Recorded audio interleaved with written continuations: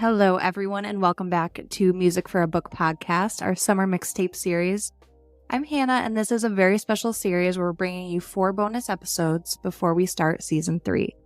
In these episodes, one of us will come on with a guest host, and they are in the driver's seat, meaning they got to choose the book of the episode, and we can think of this as their summer book club discussion. So for our second episode, I'm so excited to welcome our guest host, Becca, to the podcast. Say hi, Becca. Hi, I'm so excited to be here. Thanks for inviting me. Yes, we are so excited to have you here. Becca and I have known each other for years. We grew up in the same little small town and have had a lot of fun experiences since then.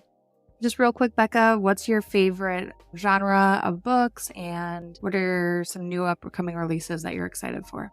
Yeah, so I read a little bit of everything. I'm really heavily into memoir, self-help, kind of in that shared space. And I love a lot of fiction that's not quite pure sci-fi, but more of the thriller, maybe suspenseful, some sci-fi, but not heavy sci-fi, if that makes sense. So mystical realism, I guess, is the best way to put it. And the books that I'm the most excited about that are coming out is the Jodi Picoult's book comes out this week, or the week that we're recording this. So I'm very excited because I had access to an arc of it, and it is very good. So highly recommend by any other name. And I am looking forward to just diving into some TBRs, but I don't know how many other new ones that are on my list right now. I feel like the TBR list is just endless, right? Yeah. All right, cool.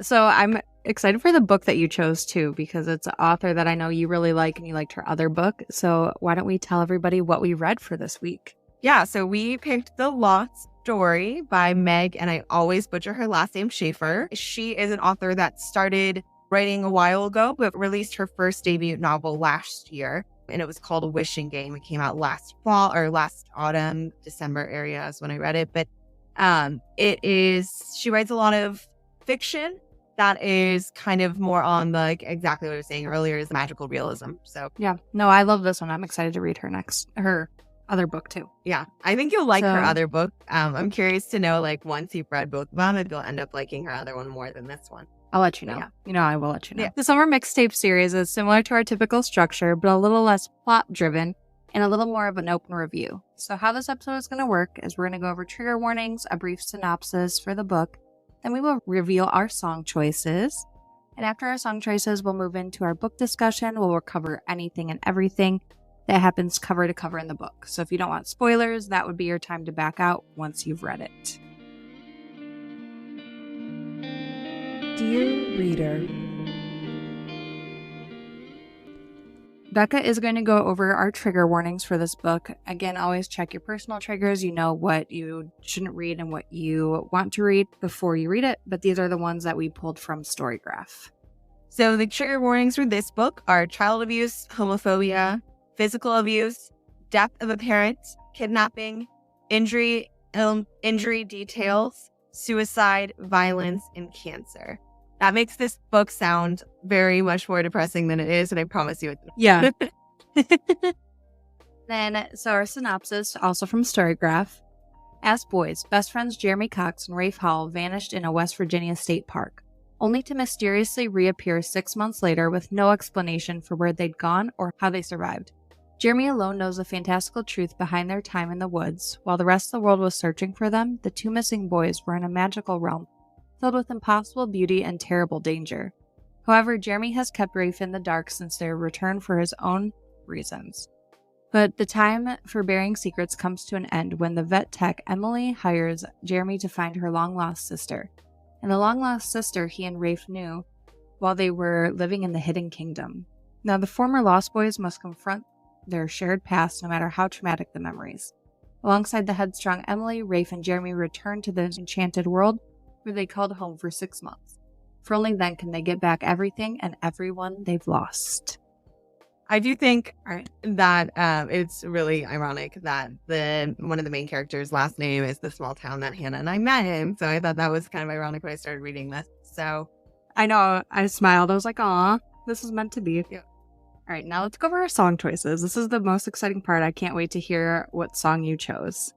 Yeah, so I chose Phoebe Bridgers' Motion Sickness. I particularly chose it because of the line in the song that says, I hate you for what you did, and I miss you like a little kid.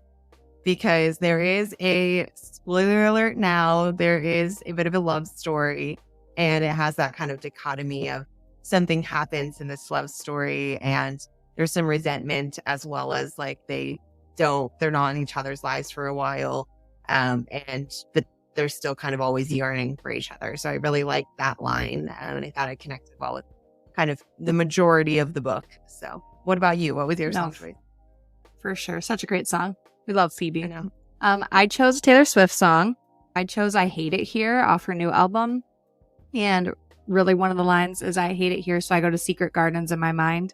And so like with their little secret magical realm. So definitely both great song choices, I think, for us. I think so too. Very fitting too to our personalities. Yes. All right, perfect. And the next area here is going to be spoiler territory. So if you don't want any spoilers from this novel, pause here, read the book, come back. Or if you want to join us along the ride to Shenandoah, then come with us and listen along. So I guess I'll start with asking you, like, I love Meg's writing because I think she writes with a lot of nostalgia as well as some real magical aspects. And she writes a very easy to read fiction. I consider a lot of her novels like pretty beach read-esque. If you like a beach read for a magic girl is the best way I can put it. And I just kind of want to start with, like, did you like her writing? Did you like the style of the book? I really liked her writing in here. I felt like it was a good way to invite readers in to really feel like a fairy tale story and not just like a work of fiction, with the storyteller corner and everything.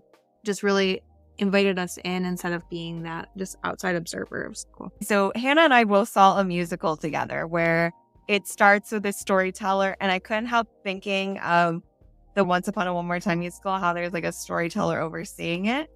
Wow. And I also really like that they didn't reveal who the storyteller was until almost the very end of the novel.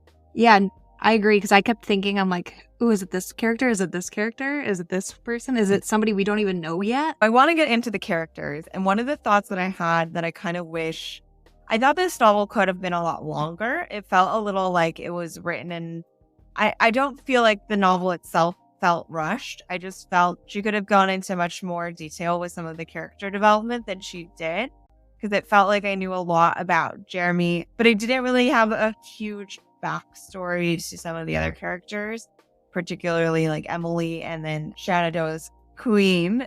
We're going to spoil stuff now. So no, I agree with you there. I feel like I would have loved to just dive into the story more. Like you said, it wasn't rushed, but I would have loved to be in the world a little bit longer with them, especially with the sisters. I feel like that storyline could have been deeper. 100%. I could see her writing a second novel about these characters, or this almost being a longer story or a sequel or a prequel with the sisters story.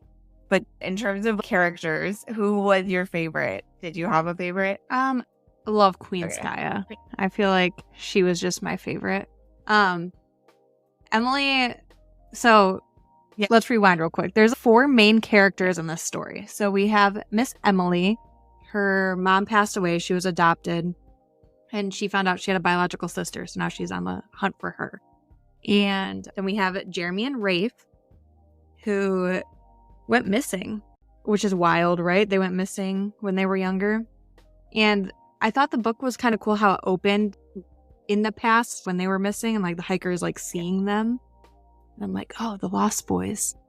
And then we have Queen Skaya, or Shannon, which we will find out a little bit more of that whole connection there. But those are our 4 main characters, just to give you a little backstory with that. But what about you? Who did you like? I think I loved Jeremy's character the most. He is the biggest character, I would say, in the novel at the beginning, and then it does kind of pivot. But I think his backstory was the most fleshed out in a sense. It was the most talked about. It's how they kind of entered the novel. But also, I just loved the air of, he was the character that was kind of holding the story together in this magical realm, because you do find out in the middle of the book that part of the reason why they couldn't find or go back to Shenandoah is because he wasn't allowed to tell the other characters. I think knowing that, it added to his character a little more. I thought he was the storyteller for the longest time too, since like he couldn't tell for so long that he was kind of the one talking about it. And I think his character had the most slow layered development. So part of his mystery is that he finds people, and that way he is like a private investigator. He says early on in the book that he's a private investigator to find particularly girls and female. It comes out later in the story that he does that because the queen has sent him on a mission to find the missing princess of this kingdom, which is the sister, or the pair, basically, of the sisters. And he does have a magical power aspect of it, is that he can find those who want to be found, which I did like a lot. I thought that was cool. And I think the connection of Jeremy and Emily was cool too, because once Emily found out that like she had this missing sister, and she's like, oh, well, I'm going to go find Jeremy, who's famous for finding these missing people. And Jeremy just is like, oh, well, I was missing, so I know how to find people, right? Because in real life, if somebody went on the news and was like, oh, I have this magical power to find people, nobody would really trust. So you find out that there's been a story that's been written and locked up, which holds the memories of Raph's character. So if we rewind back, the boys went missing in this magical realm that's in the middle of this forest in West Virginia. And Jeremy cannot tell anyone, otherwise they cannot go back to it. And then Ralph can't remember the memories, but he has the ability to find his way back in the forest. So when Emily seeks out Jeremy's assistant, Jeremy knows that he can't go back to where Shannon is until he enlists the help of Ralph, which I think adds to how all the characters are very interconnected. There's no character that you couldn't do without in this book. Yeah, they were also intertwined. Oh, 100%. I feel like I can always see Meg's books as movies. And I think this is one where, most like film adaptations, always a character is chopped off. Like, you really couldn't do that here because they're also like vital to the storyline. I know, even her pet rat. And I love that Emily had this connection to Stevie Nicks. I was like, do I pick a Stevie Nicks song because of her like big Stevie Nicks connection? But I do like how that's even revealed at the end when she meets her sister finally, or towards the middle of the end. Because they don't actually reunite all four of them until much towards the end of the novel. Wow. Which is wild. Which is, I think, part of the reason what you said earlier is so true, is I could have stayed in the world longer because it felt like I was never with all of them all at once. But you hear that connection as the reason why she's so obsessed with Stevie Nicks is because she didn't remember that when she was a baby, Shannon used to sing her those lullabies, or used Stevie Nicks as lullabies, which I thought that was like a nice layer on the story. Yeah, no, I thought that was a cool connection to circle that together, that she had this, because Emily described herself too as she's trying to step out of her comfort zone, right? And try to get out there more too. And Stevie Nicks is her comfort level there. So why it's there, right, is because she has those memories of her sister from, I think, it was just like the first month, right? She was young when she was adopted, so. But I thought that was a nice logic, like, to think forgetting about too, in the same way that Ralph had of not being able to remember the world. No, that's a good point. Yeah, because I feel like there's so many parallels between the sisters and then the boys too, of just like their life and kind of reconnecting after so many years.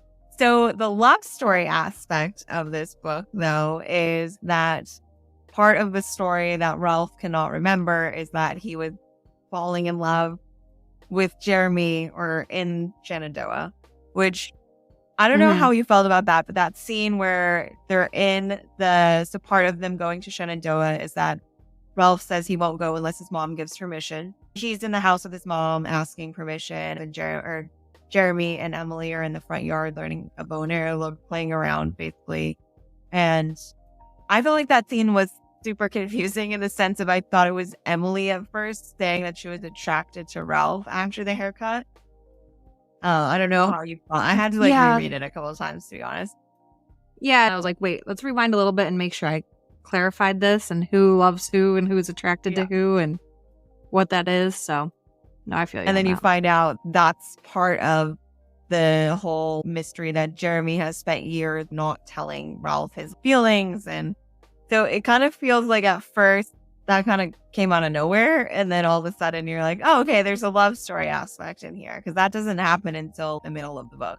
Which I feel like it makes sense as to, once you find out everything, like why Jeremy had to stay away, obviously if you had this very special time with the person you love and you're not able to talk about it and another person doesn't remember, like how wild that you can't have that connection anymore. When Jeremy talks about their like relationship and how Jeremy felt instant connection to him when they met him in school, like he just instantly knew this is my person. Yeah. And they describe them as soulmates, brothers, friends, lovers, like all these things. Like if a person can be that to you, that's who they are to each other, which I think is really special.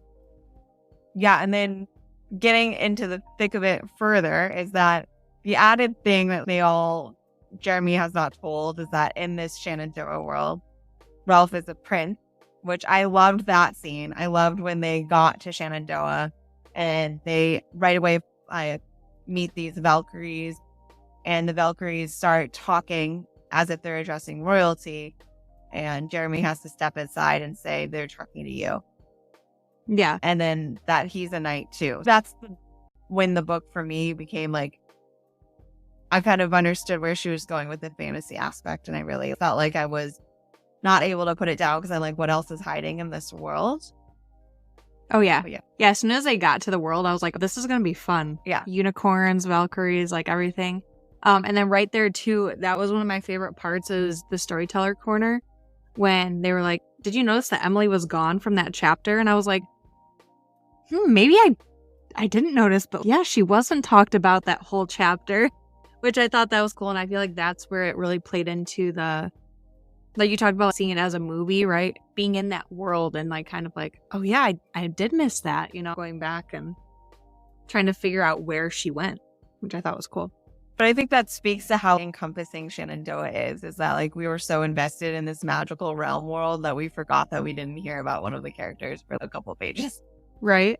So, yeah. It's not like a thriller where there's these big twists and turns, right? The prince and the knight that they're, you know, this royalty in this other world. You're like, oh, cool. And invest in that. And you're like, oh, I forgot about all this. The reason why we're here is for Emily to reunite with her sister. I think it was like a nice melting of so many different types of fantasy in that moment. I also immediately, right after that, flipped back to the map of the world. I love a book with a map of a fantasy world. So I was like, okay, I'm even more invested in this fake map. Like, I know, because when you first open a fantasy book and you have, like I have the book right here, I'm just looking at the map. Yeah. You're like, okay, none of this makes sense to me. But as soon as they mention a place in the book, I'm going back, okay, that's that and that in relation. Exactly. It's so fun. It just almost made me wish they would have spent more time. Like I wanted to know what the town looked like and I wanted to know more about the village and I wanted to know more about like the other village, the Gray Manor. I wanted them to spend more time in each place and describe to me each place. Because some of these on the map, they don't even mention. Yeah. No. Yeah, I would have loved more exploring the world. I think a prequel would be so cool to talk about what they went through as boys in the land there. Just the fun adventures that they had, just like the side quests and just the normal people living in that land, I think would be cool. But every fairy tale, right, has a villain. So the villain in this book, we don't meet him. I mean, we meet him early, but we don't realize that he's like the villain till like later, which I think is pretty interesting. But I also liked, it felt very, what's the Chaperone song? Like the feminine that she talks about. Because, you know, like there's a queen and they're like, there's no king in this land. So it felt very girl power-ish, which I liked. And the bright boys were these evil guys, but they're killed by water or whatever, splash water on them and they disappear. But they live in the ghost town, which I was like, that's kind of creepy. Right. And also, too, the ghost town had replicas of places that you didn't like because they had a replica of both of the boys' homes, but the worst versions of the boys' home. Yeah, because isn't it the bright boys sensed fear, right? Weren't they like Dementors? Find the fear and just go after it. But I did think it was interesting how they Meg added the atmosphere of these apples that they carried around, that they ate light. So then that way it would reduce the fear in them, which I thought was an interesting element.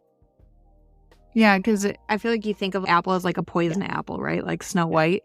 And so it's reinventing that a little bit. But yeah, to bring you back to reality, because there's one scene when they're in the ghost town where there's a fake Jeremy, right? And Rafe is like, sing the song. And he's like, okay. And he sings the lyrics and immediately he knows that it's not the real Jeremy. which I thought was interesting too, to like put those connections together when you're facing fear that your loved one's about to fall off a cliff or whatever is happening, and to think of what would confirm that it's him or if it's the ghost of him. It was creepy, but it was cool. It was written really well. Yeah, I actually thought that was the part of the town. I even knew that part of the town better than I knew the palace, which I didn't. Like, I kind of am like, can we spend more time at the like nice part? We're spending all the time at the bad parts of town. Fairy tales are fun because of the princess. I mean, my favorite character is the queen, and I feel like she's the least out of the four that we really like talk about. But you can't have a fairy tale without her. She ends up, so skipping ahead, she ends up being the storyteller, which I loved that because I did not see that as the same as you, as I kept guessing it. I also just thought it was like a weird narrator that was like a non-character. But then you find out that she actually has written she has created Shenandoah, and she wrote it with a magical pencil, and it has come to life the way that she wrote it. And then she describes too why it's called Shenandoah and why she's Queen Skaya is because her real name is Shannon. So it's a play on Shenandoah, the river. And so she named Shenandoah. And then when she arrived herself at this place, they greeted her as Skaya. So that's how she was Skaya. Yeah. And which is her initials, right? I was her initials on the initial. Add an A on it. Yeah. I want to create my own fantasy world. Well, I think to your point, that's kind of why there is a phenomenon, is because she has written this world where women are strong and powerful, which I plays on one of the themes of like, she has some resentment towards her mother for not being put enough together to keep her sister Emily. So that's why Emily gets adopted. She gets given away. So I think she writes like women in a very strong way in order to re-encompass her fear in the same way she was also running away, the same way that Ralph and Jeremy were. Yep. One of the reveals that kind of made me question everything, though, was when we found out that Jeremy's dad had schizophrenia. I felt like that was... Which I thought was kind of random, and it kind of threw me a curve. Because I'm like, is he just imagining this whole world? Is there really a fantasy world? Or... Right, and it happened, honestly, it was like the last 50 pages that's thrown out there. So the whole thing in this story is that Jeremy has a deceased dad, and he never knows why his dad has like committed suicide, is what he's told. But then you find out in the last 50 pages that it was schizophrenia. I honestly felt like that was probably the only part of the book that I could have done without. Like, it felt very thrown in there. But I think for the ending purpose, there was a reason why it was kind of put in there, but I think it could have gone away. Yeah.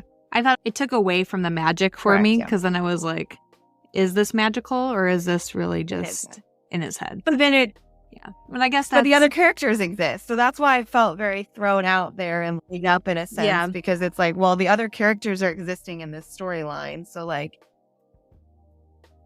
So where do they fit in? I don't know. I feel like, to be honest, like going back to the movie point, if I was going to adapt this, I would kind of leave that out, because I felt like it didn't need to be said. Yeah. Or if you're going to introduce it, I feel like earlier. So then you're kind of, like, when he's... Yeah, because I feel like then it discredits him a little bit, right? When he's trying to tell like Emily and Rafe, like, oh, we got to go to Red Crow Forest and, find this magical world. And they're both kind of like, okay, but your family history, like, did this really happen early on? Instead of kind of at the end where we're already immersed in this world. And also, you also have with Ralph, you spend the first half of the book thinking that Ralph's suicidal because he keeps trying to drive his car off cliff, but he's really just trying to... because his power is to try to find his way back to this world. So it turns out that he's not suicidal. It's just that he has forgotten this world, and he's trying to he blacks out and he drives or sleepwalks to try to find this world. And they put him in a psych institute because of it. So I felt the schizophrenia at the end was a little... We already had one character that was overcoming mental capabilities and depression and a little... gimmicky. I don't know. Well, I'll just say that, but yeah. Hey, Meg, please fill us in with your reasoning, because there's probably a reason, right? I didn't see it. Like I said, it took the magic out for me when I was already in the magical world. And I also feel like, I don't know if I'm 100% right about this, but I felt like it came after. So at that point, they find out that Shannon has written the story that you can only use the door that gets you in 3 times. So once you access it and they figure out that they were the when they all came back together, that was the third time. You can either elect to stay forever, or once you leave, you can never find the door again. I felt throwing out the schizophrenia when you're left with the ending and are they going to find their way back? It just felt there were too many different possible endings layering on top of each other. No, that makes sense. Does make sense for sure. So speaking of fathers, the true villain of the story is Ralph's father, who he sounds like a complete dickhead. Jealous of his son because his son's like better at archery and all this like stuff. And so one thing too is Ralph has all these like scars on his back. And so when they reappeared when they were younger, their story, Jeremy said, was like a bobcat or barbed wire, right? But we didn't really know what that was until the end, which is really sad. I felt like his story I wanted more of, in a sense. I knew he was jealous of his son and whatnot, but I almost felt for half a second, I was like, is his dad from the magical world and he's just mad because he can't find his way back? But then it didn't turn out to be the case. And I'm like, damn, that would have been cool. But I also felt like the abuse was so like surface level in the way that they described it that it made sense that he was the leader of the Bright Boys. He was like trying to be their king. I also think that point of, I don't know if you caught it, where Jeremy looks around the room and says, well, the Bright Boys thrive off of fear, so they don't look up to him. They are just thriving off of his fear, which I don't think that was touched on enough. It was just like so glanced over. Yeah, I feel they needed a villain and it was like an easy way to put this villain in here. But yeah, I think it would have been cool if there was some tie, but then Shannon created this world. But like you said, that he was part of this world and he couldn't get back. I thought something like that too would be cool. If there was that connection, and that's why he was really frustrated because he couldn't get there. But then if you think about it, how would he have been through that world? Because most of the major characters in that world are female. Even the army is Valkyries that are female. So yeah, I don't know. I'd like to go. Let's go to Shenandoah. Well, it's hiding in West Virginia. That's where we need to go next. So. We can meet. It's like halfway between us, basically, right? Did you like the ending? Did you feel like it summarized it? Or because at the end of the book, Jeremy is hit by an arrow. He leaves. They decide to exit, and they can never come back because they've decided that love is more important and they'll end up together if they leave. Which I liked that. Aww. Which like you're like, oh, okay, the fairy tale. I really liked the cut page where the storyteller says it's not over or something along those lines. And then the ending kind of leaves you with them finding the horses, which random, and them deciding that they're going to try to find their way back. And you don't know. And it just kind of ends. So did you like that, or what do you think is going to happen? Honestly, I didn't love it. I would have liked a little bit more of a solid ending, but I get the magical is at the end, and kind of the horses threw me off because I'm like, okay, how did they get here?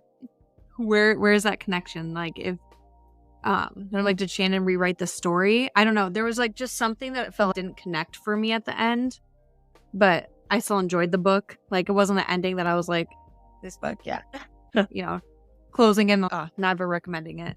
What about you? I felt like the horses must be a rewrite. Shannon must be rewriting, because you also find at the end that Emily is given a gift for her coronation, that she can make anything appear in this bag, and she chooses to give over the pencil that her sister has lost, so that way she could potentially write more magic stories, which I liked that. So I thought the horses might have been part of the rewrite. But I also think they do allude to very slightly that Jeremy has this superpower of being able to find things, so he might be able to find it again. But they also tell you early on that he finds, particularly his power is given because he needs to find the princess when she wants to be found, which is Emily. And I think it ended the book thinking, well, they'll be able to find it again because his power is to find princesses or find women, particularly that want to be found. So if Emily's wanting to be found, then they can find their way back. Hopefully. I would love for them to all be reunited again. But yeah, I felt I wanted to be in the world and I wanted it to be happy for a little while. And it really just never was for more than a couple of chapters.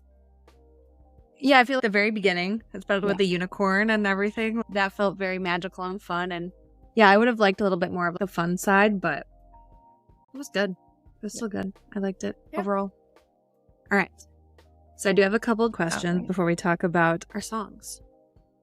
So in a lot of ways, Jeremy, Rafe, and Emily are all searching for family. So what does the novel have to say about families we aren't born into, but find along the way? Like, how do you feel that connection kind of tied together? Yeah, I feel like it ties together really well in the sense of these are all people that come from, at this point in the story, they all have either no parents or the only surviving parent is Ralph's mom at this point. But I think it kind of speaks to people we find that are not necessarily related to us, but we feel like we're a family. And there's like a scene in when they step into the castle for the first time. He's like, oh, it feels like coming home. And I think that it does, particularly because of the people. It's like the one moment in the story where they're all together. I think it really, that's what it's kind of hinting is like they're all searching for family, but they don't realize they found it in each other. And I don't think there's like a mention of that. What are your thoughts on that? Yeah, no, I agree. I feel like you're an only child like me, right? I feel like have these connections with so many people that aren't our direct blood family as it is. Even like me and you, right? I say all the time, like, it feels like you're my older sister that I never had.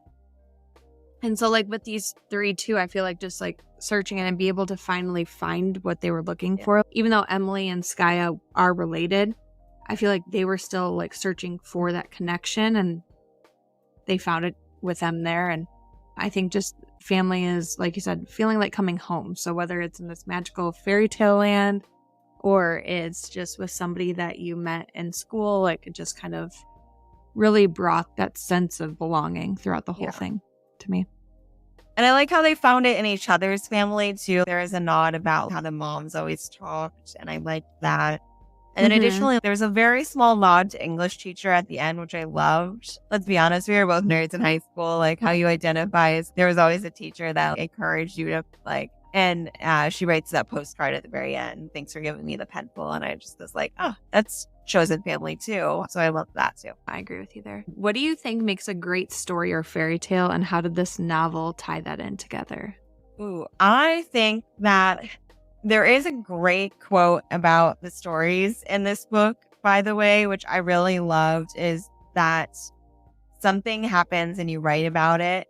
You don't write about it and then it happens, which I think is very much about how the story works, is just writing out. And they talk about writing a story.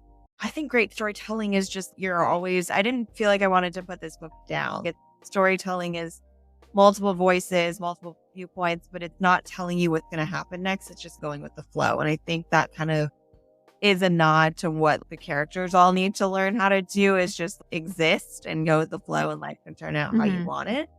And I think a great fairy tale adds those environments. To be honest, I think a great fairy tale is I want to be in the world, and I want to be in the world for longer. And I could picture Shenandoah, and I think that it was one of those worlds that it was like, I had a hard time finishing this book just because I knew it was going to end, if that makes sense. I was like, oh, I don't want to leave. I don't want to end the world. So I found myself, the last 50 pages or so, really slowing down my pace of how I was reading it, because I was like, I like this place. I don't want to leave. And for me, that makes a great fairy tale. The fairy tale portion that you said, exactly the same. You want to go to that world. A great fairy tale, like you get lost in it and it has the magical aspect, but also the reality too, right? You can visualize it and you can see yourself there. So I think what you said about fairy tale, spot on. Exactly what I was going to say.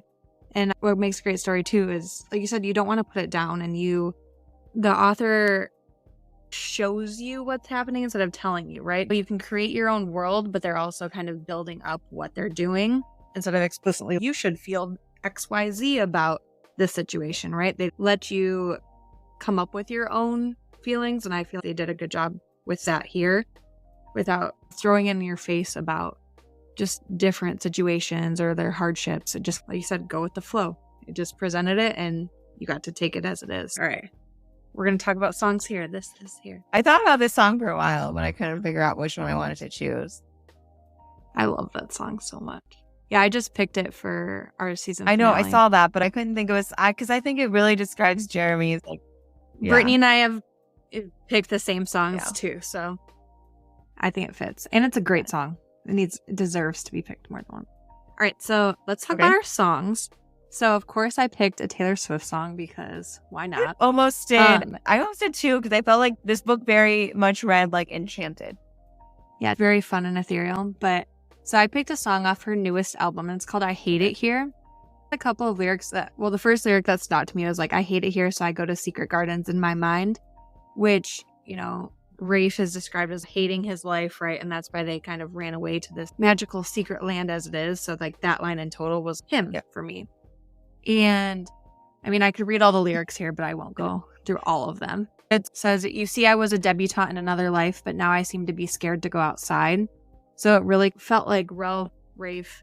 So Rafe is, just a side note, the English version of Ralph. So that's what they describe through it. So that's why we keep interchanging between both.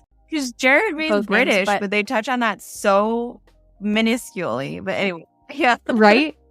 Yeah. The chorus is, I hate it here, so I will go to secret gardens in my mind. People need a key to get to. The only one is mine. Yeah. So Jeremy and Rafe together are the key there with Emily, right? So all three of them, the only one is theirs. So I read about it in a book. Obviously, right? This is a book. Shannon wrote it, and that's why we're here. And it ends again, because I hate it here, so I'm there most of the year. So just how they like want to escape this world and go to this other one. In it, one of the choruses is, we would pick a decade we wish we could live in instead of this. So how they wanted to go to this other world, and especially like Shannon wanted to create this world that they could go in and live, just connected for me with that. One of the other lines is, lucid dreams like electricity, the current flies through me, and in my fantasies I rise above it, and way up there I actually love it. So just talking about how in this world they had their fantasies and these big dreams, and that's where they found their happiness and that love, right, that they were there for. So definitely a great song to connect to this book. So if you haven't listened to it, go listen to it. One of her best ones off the new album. So I picked Motion Sickness by Phoebe Bridgers because I felt for more than half the novel, Ralph is mad at Jeremy because he does not know, half of his memory is gone because he doesn't remember what happened to them in the woods. He has no memory of Shenandoah.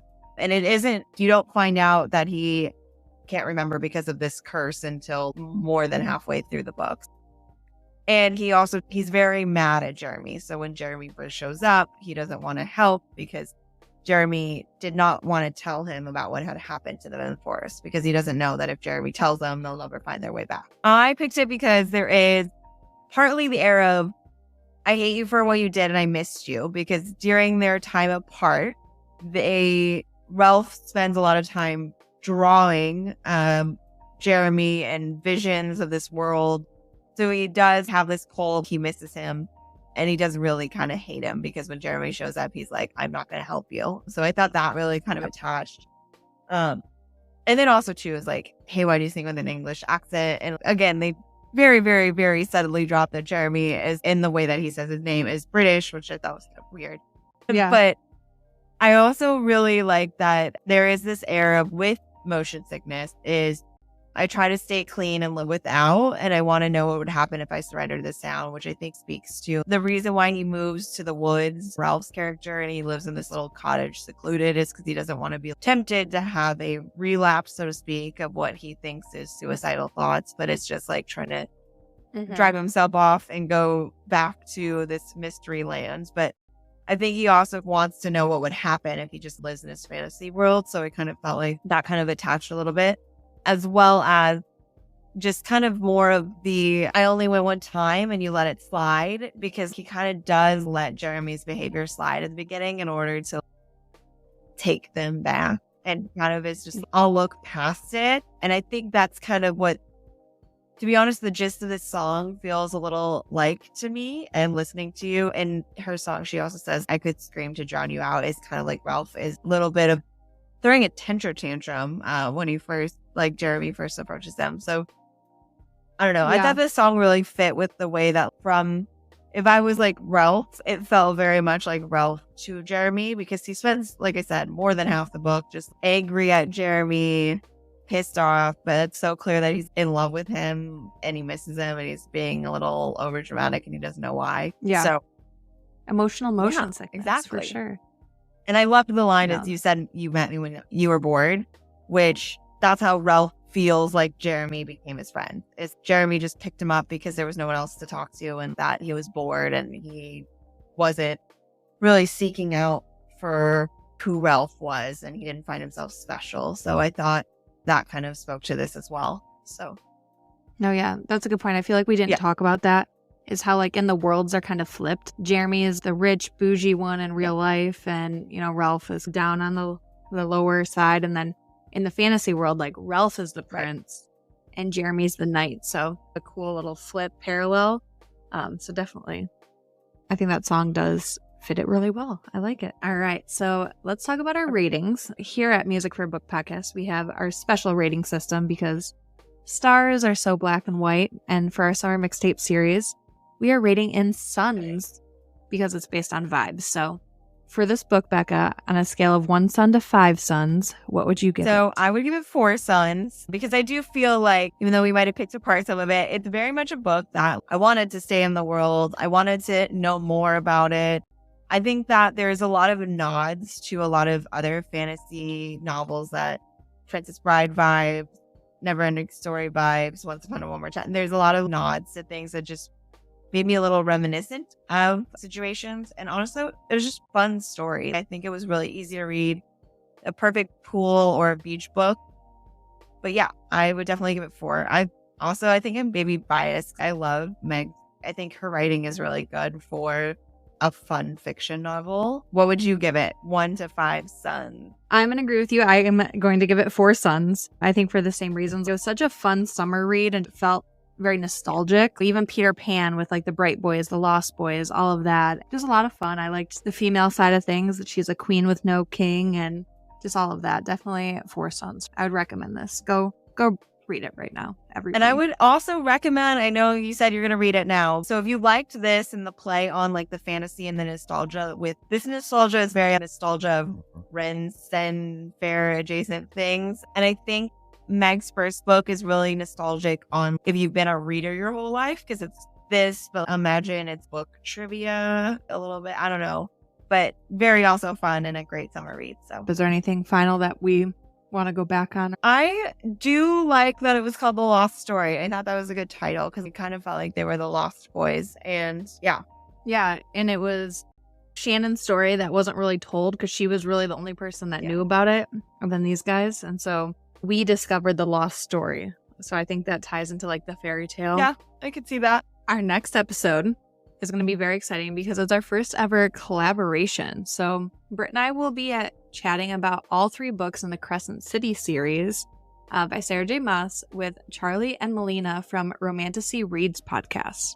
We're super excited to have them on the podcast and talk about all things Crescent City and probably all things Sarah J. Maas too. So if you haven't read any of those 3 series, you might want to skip that and come back. But you don't want to miss this one. Thank you so much for listening, and a big shout out and thank you to Becca for joining me today. Any final thoughts on the episode, or what are you reading next? I would say my final thoughts are thank you so much for having me on. This was great to do this with you. I know this was like such a great podcast for you to do, and it's nice to kind of be in your world a little bit. So talking of fantasy worlds. What I'm reading next, I can't decide between 2 books. I am starting Stay True, which is a memoir by a New York Times writer that was written up last year a lot. And then I'm still finishing the book that I put on pause to start this one, Please Stop Trying to Leave Me, which is really great book. She is a person that has disattached syndrome, which you're disattached from your whole life, and it's written in a very interesting way. It's a really good book. It's just kind of different style that I'm not used to reading because it's kind of free form thought. So going back to that probably. Interesting. Cool. Well, I hope you have fun with those and send me any of your recommendations because my TBR is endless, and I think probably 50% are ones that you've recommended. I think there's 10 on my bookshelf too that are your old books that before you moved countries that you passed along to me. Thank you guys so much for listening. Becca, thank you for joining us. Please follow us on Instagram, TikTok, Discord, Patreon, all of that fun stuff. Give us your thoughts on what you like to read too, because we are starting season 3 here soon, and there's a lot of empty slots that we need to fill with books, and we just love your recommendations to read what you're reading. So I will see you on Wednesday, September 4th with our 3rd summer mixtape for our Crescent City Chaos episode. It's just going to be a lot of fun with our guest host, Romantasy Reads. And remember, keep reading with kindness.